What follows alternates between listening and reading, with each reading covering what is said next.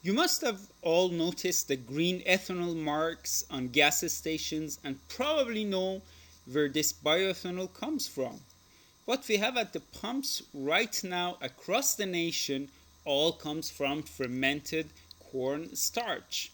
Because of all the talk of fuel and food competition and the fact that greenhouse gas emissions from corn ethanol are merely about 20% less than regular gas, this biofuel does not qualify as an advanced biofuel, and the cap for its production has in fact already been reached.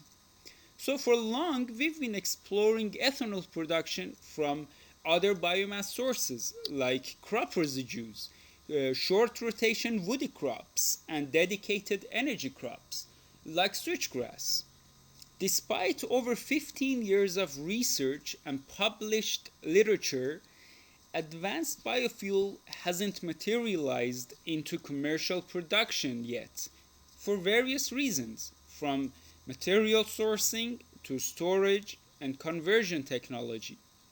I've been exploring ways of tackling some of those obstacles using ozone gas.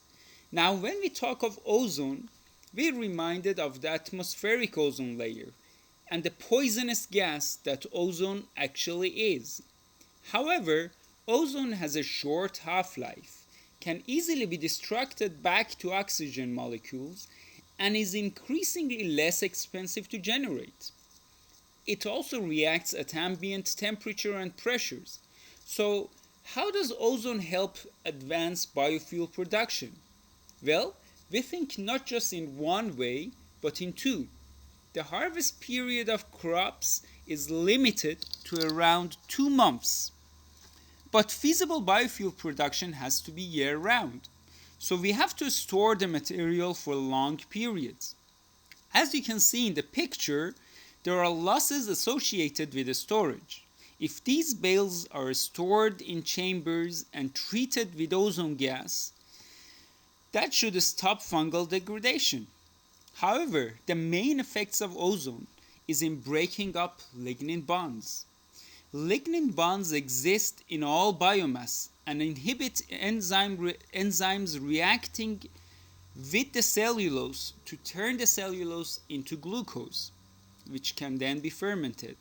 As you can see in the blue illustration, the more lignin is degraded, the less enzyme is required to make the cellulose available. And less enzyme is less cost. But what are the optimum ozone concentrations? What is the optimum exposure time? And the moisture contents of the biomass? Those are answers I'm seeking in my reactors where bales are simulated. Thank you.